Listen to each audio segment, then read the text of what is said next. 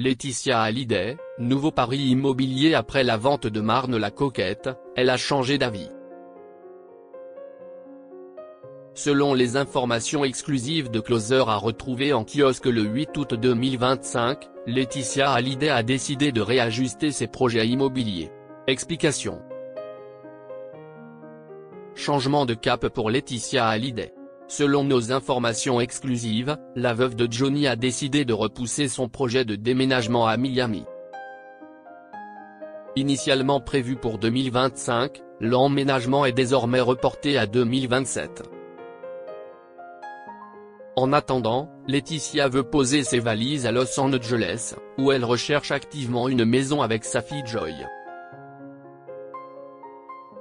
Cette dernière entamera en septembre sa dernière année de lycée dans la Cité des Anges, une priorité pour sa maman qui souhaite lui offrir un environnement stable pour préparer le bac dans les meilleures conditions. Laetitia Hallyday en vacances à Saint-Barth en solo, Frédéric ne l'abandonne pas pour autant. Il faut dire que les derniers mois n'ont pas été de tout repos pour Laetitia Hallyday. Après avoir tout perdu dans les terribles incendies qui ont ravagé la région de Los Angeles, elle a dû quitter précipitamment sa demeure de Pacific Palisades. Hébergée depuis par une fidèle amie, elle a rendu les clés de ce logement temporaire en juin dernier. Depuis, Laetitia s'est envolée pour Saint-Barthélemy, son refuge de toujours, où elle profite d'un été ressourçant entre balades sur la plage et moments de complicité avec ses filles, Joy et Jade. Dès le 15 août, Laetitia ne sera plus seule. Elle pourra compter sur le soutien indéfectible de Frédéric, son compagnon discret mais très présent.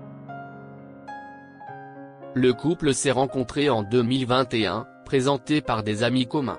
Entre eux, le courant est passé instantanément. Frédéric, restaurateur parisien au charme tranquille, a su redonner le sourire à Laetitia après les années difficiles qui ont suivi la disparition de Johnny. Leur relation, construite loin des projecteurs, semble plus solide que jamais. Une nouvelle page après la vente de Marne-la-Coquette. Côté immobilier, une page se tourne définitivement. Le célèbre domaine de Marne-la-Coquette, où Johnny Hallyday a vécu ses derniers instants, a finalement trouvé preneur.